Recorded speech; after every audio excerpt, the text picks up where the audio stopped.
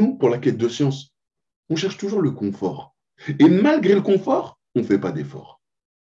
Les gens à l'époque, quand on voit ici l'exemple de Moussa alayhi salam, qui était prêt à parcourir. On le voit à l'époque des compagnons, ridwanullah. On le voit à l'époque de Tabi'i, ceux qui ont précédé, qui ont suivi les compagnons et ceux qui les ont suivis par la suite, Tabi'i, c'est des gens qui ont parcouru des milliers de kilomètres, des fois à la recherche d'un hadith, des fois à la recherche d'une science, etc. Et ils ont quitté leur famille et ils ont emprunté des chemins qui étaient des fois difficiles. Ils ont été éprouvés en chemin par la maladie, par des brigands, par ceci, par cela. Certains en sont même morts. Tout ça pourquoi? Pour la quête de science.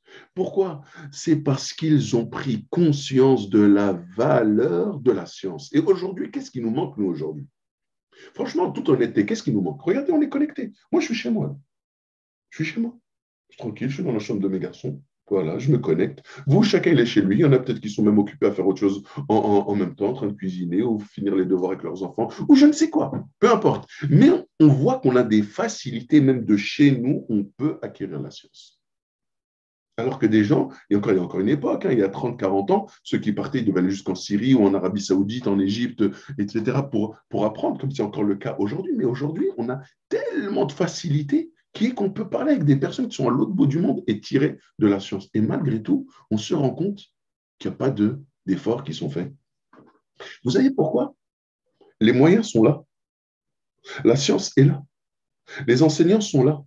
Les instituts sont là. Tout est là. Mais vous savez qu'est-ce qui manque? La motivation. Il n'y a pas de réelle motivation. Et vous savez pourquoi il n'y a pas de réelle motivation? Parce qu'on n'a pas donné à la science le mérite qui revient.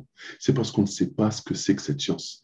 Sommes-nous seulement conscients que cette science, juste là pour essayer de prendre conscience, c'est l'héritage qu'ont laissé les prophètes.